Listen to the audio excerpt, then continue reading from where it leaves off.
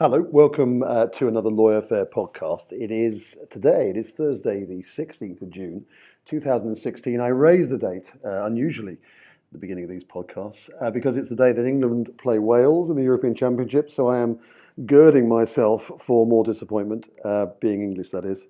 That's the way you have to approach these football games. But therefore, it's a great highlight to have recorded and chatted with someone on the LawyerFair podcast beforehand that was so entertaining and illuminating about business and how businesses, essentially corporate businesses, can do more in terms of working with and thinking about startups, startup culture, and vice versa.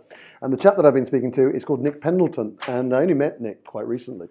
And you meet people and you think, oh, great engagement, immediately thought, get him on the podcast. This is what happens. Anybody meets me these days, and I have any engagement with, I put them on the podcast. But the reason that Nick struck me as a brilliant potential guest is that he has had experience in kind of almost, three different types of business environment. The family business, the kind of major corporate, he was involved with BT and Royal Mail, and also now very much involved in the startup economy and environment as mentor and investor, and he'll explain more.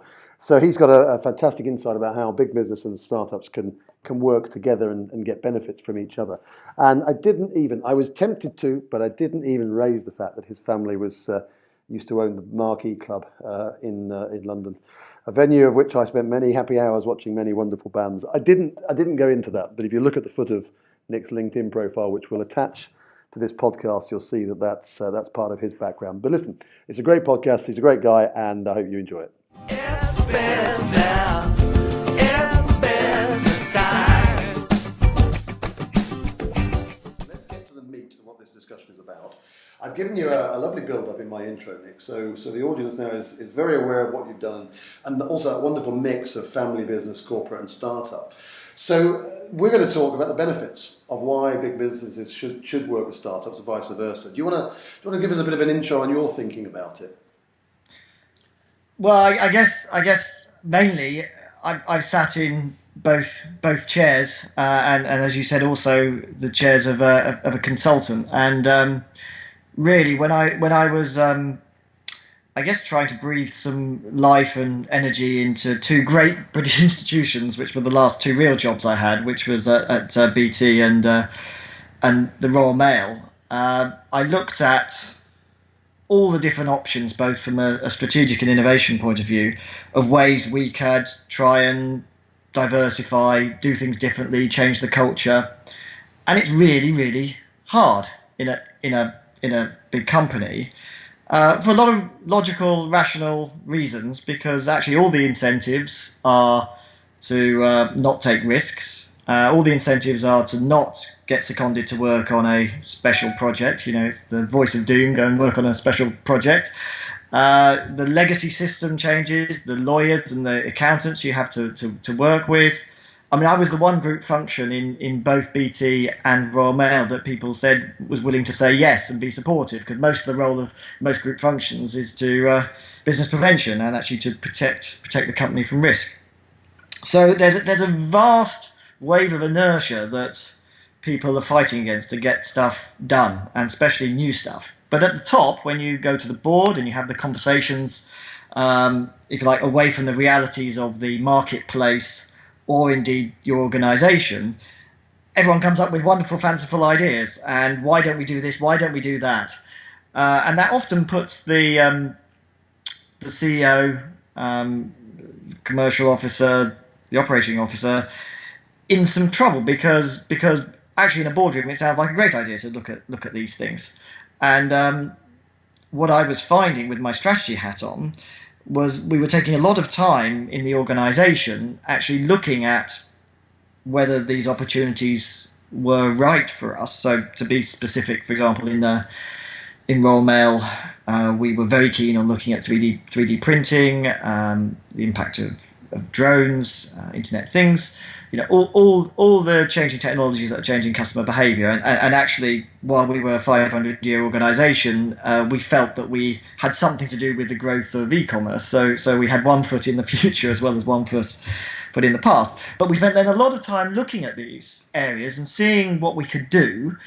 But actually, some of the fundamentals weren't being addressed, i.e. who would do them, where's the entrepreneur? Where's the team that would drive it? Where's the ability to act quickly? Who can make the judgment about whether to invest or not? Who's got the real experience of actually breaking into this market, knowing the competitors? So I quite quickly came to the conclusion, after looking at a lot of different ways of doing it, and of course this is not absolute. I think innovation and indeed strategy should be a patchwork quilt of lots of different activities you take to get traction in your organisation. But I came to the conclusion that really it isn't going to happen internally. You won't get the best team, you won't get the best mindset and mentality.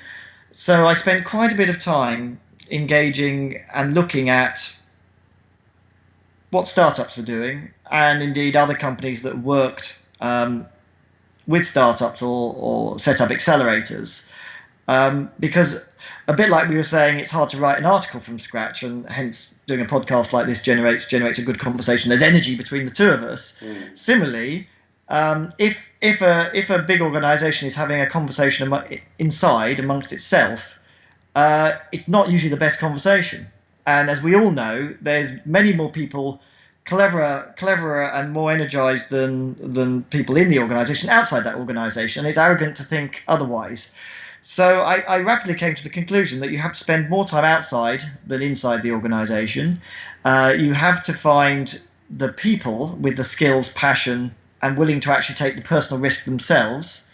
You have to find a way to get them to team into the organisation that works for both sides.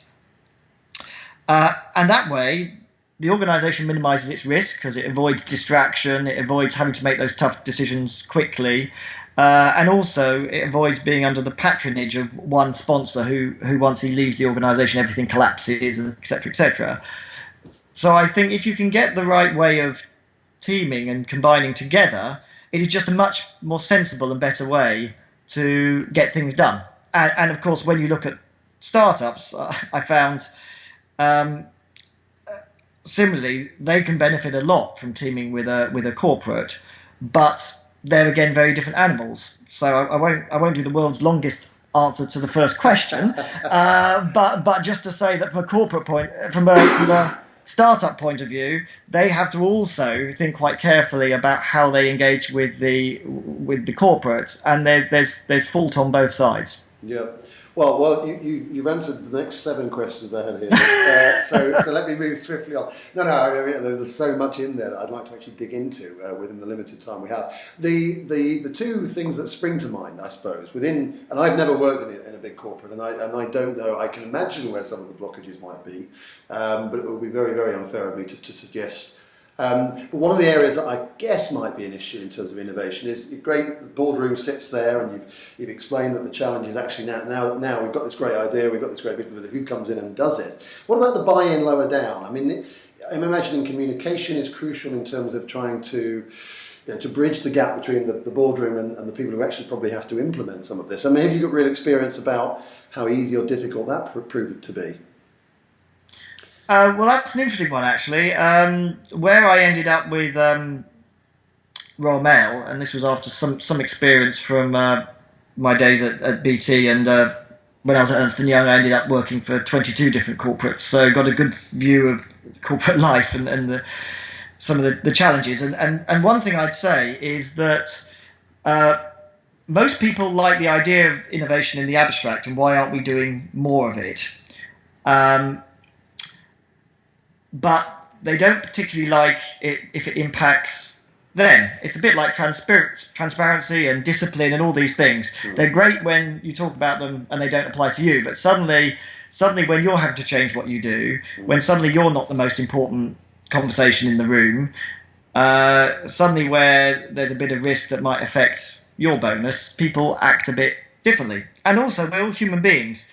That actually, I think in a lot of corporates, they get a bit jealous of people who say they work in innovation if they're not careful, because it's an easy one to be criticised about. Well, you're poncing around, playing with things. Will it ever be big?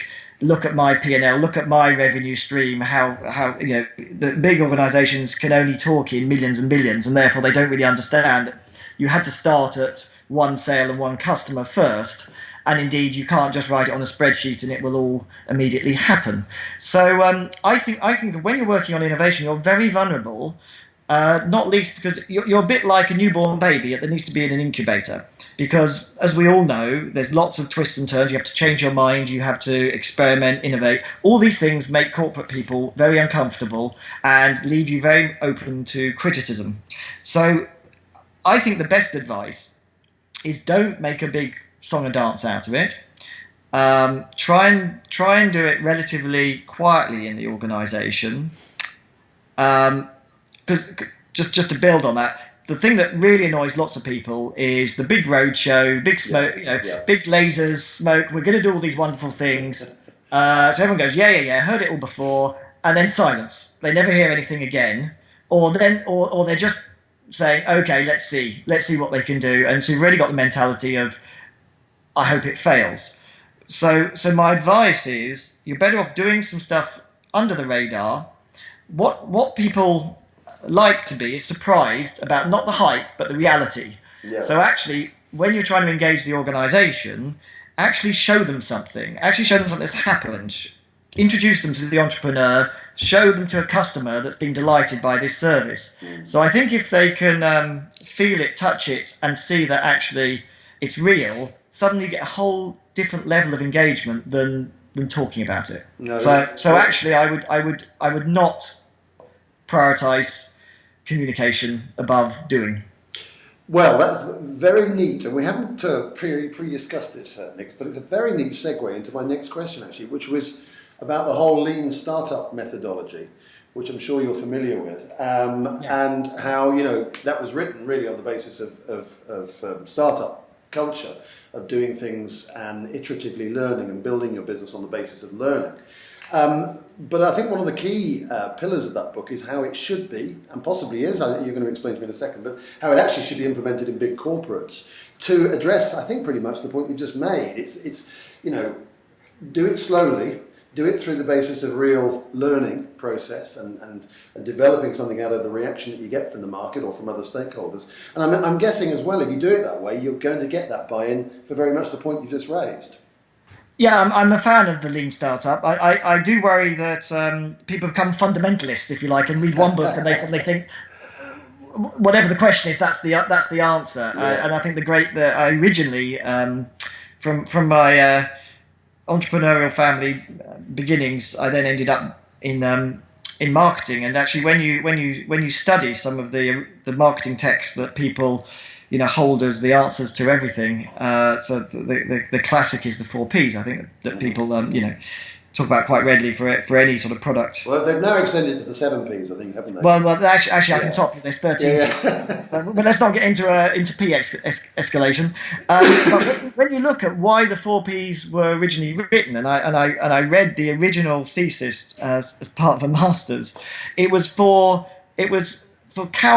cow and milk production in, I think it was Ontario, for a specific case.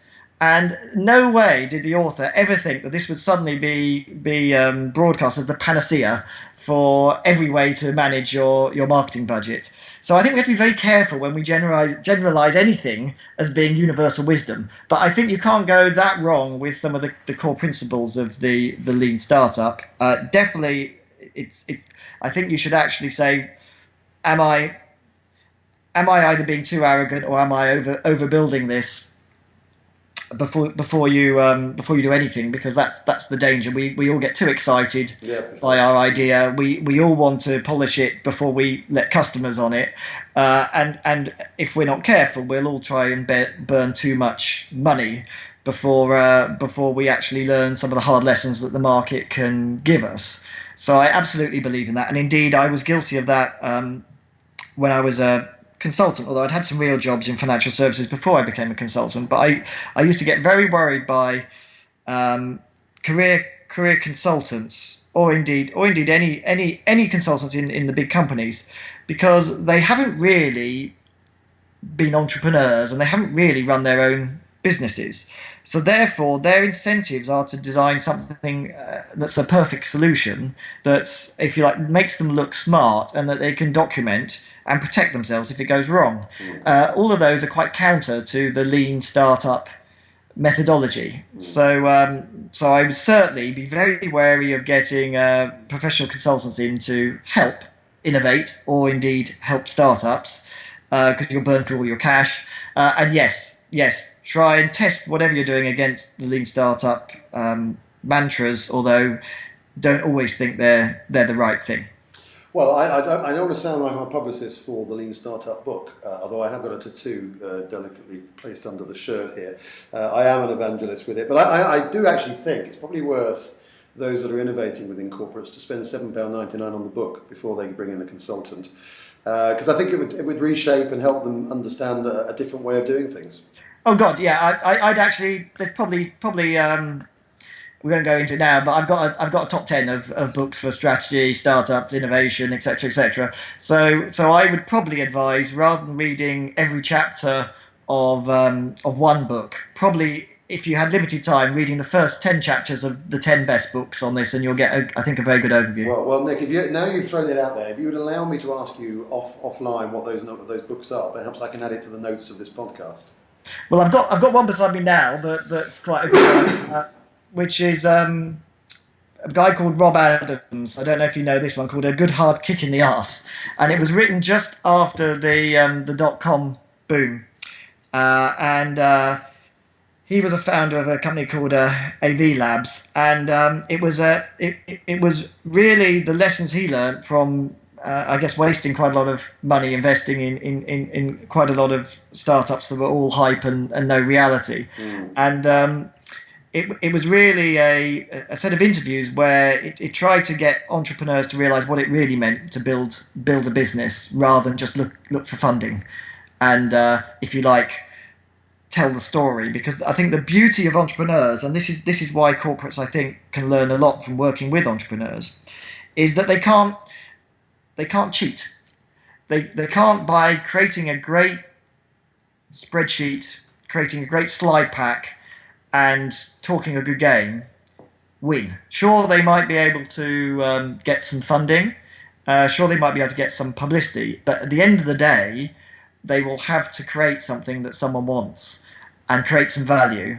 And that's the only thing in the long term that will drive the share price.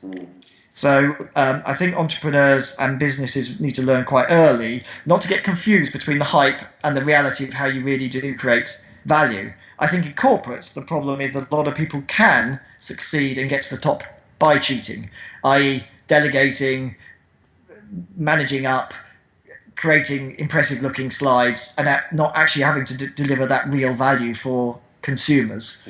But I think the beauty of companies that succeed, and that's why I think they earn all the money that comes their way, is they've actually created something that's tested in the market, people are willing to buy, and it wasn't them, if you like, just gaming or cheating the system. But yeah, A Good Hard Kick in the Arse is quite a nice one that talks about what you really need to do. Good. All right. Well, I'm definitely going to follow up on that list of 10 though, because I think that would be fascinating to find out what the other 9 are. And we are running a bit short on time, Nick. It's been a fascinating conversation. In terms of how, if someone who was in your role at Royal Mail, if someone in a similar role now is listening to this, I mean, what's the steps you recommend now that they should do to try and bridge any gap that there is between big business and startup culture?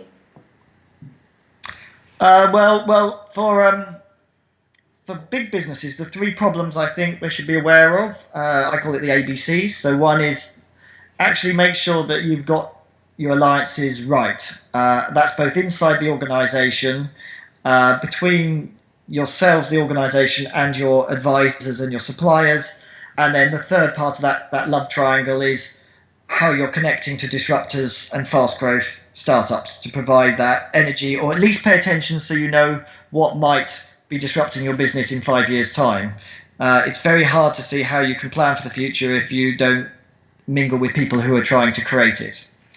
The second part is the B, that's the balance. I think you should make sure that you're spending the right amount of time both getting your inside focus, discipline and culture right to execute on your financial targets, your plan, etc. But similarly, the outside stimulus, the response, and the connections, and you need to get both of those in sync.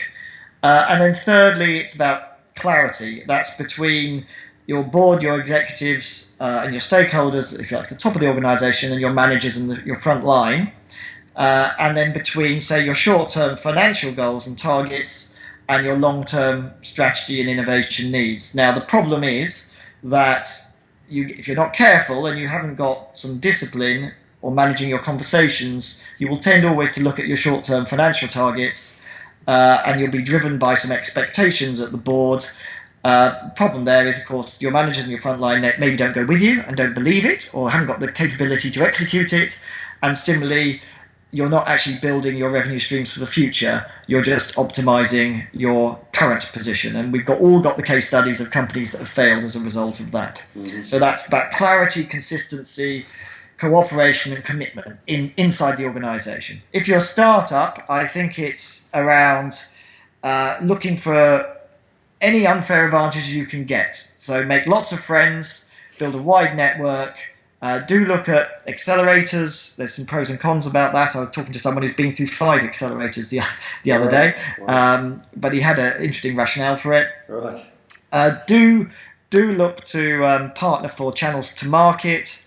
Try and get the right advisors. There's so many sub-stories around startups getting wrong advice, getting the wrong lawyers and accountants. I'm sure LawyerFair can be a solution there. And again, obviously, one of my businesses, Forge, is trying to do the same sort of disruptive thing in consulting as it is as you are in the law.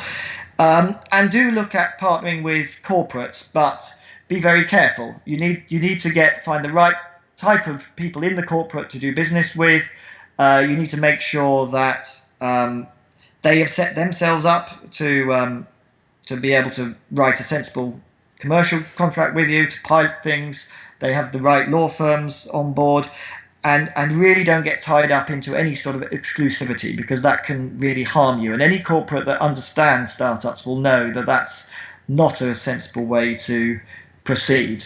But big corporates offer lots of opportunity. They have usually a big internal market, that brand recognition. When I was at BT, we had lots of small companies that we actually started within BT. Mm-hmm. They all started with not having the BT brand in their name at all. By the end, they all led any phone conversation with "We're from BT" because it opens the doors and you can get through to the decision makers. Yeah. They can also scale. So what big companies are very good at is putting in processes, scaling, and helping you optimize. They're not very good at the discovery phase. So bring them in at the right time. Mm-hmm. Yeah, find the right fit as well is important, isn't it, in terms of that? Yes. Look, I knew, I was absolutely sure we'd have a fantastic conversation. That is what has transpired. And I can also say, Nick, that of the, whatever it is, 110, 115 podcasts we've done to date, I've never had the phrase love triangle brought into the conversation. Well, there's only 2 of us in this conversation, but maybe the listener's the third of the triangle, so maybe we're a love triangle as well. I love that. Very, very good, Nick. Listen, thanks for your time. For anybody listening, we're going to put loads of information about Nick's. We're going to put a LinkedIn profile, Forge Associates, all the stuff that if you wanted to follow up and speak to Nick direct about, we'll give you all the details to get hold of Nick. Thanks very much, Nick, this morning. It is the morning of the day England play Wales, so that people can get a time perspective, and we're optimists. Well, I heard a good quote. Thank you, Andrew. By the way, I heard a good quote this morning that someone said, "A rose against a daffodil. There's no competition." Well, I have a saying in business actually: expect the worst and hope for the best. That's also my England football supporting view. Well, we'll see. We'll see. Nick, nice to speak to you. Have a great day. And you. Cheers. Thanks a lot.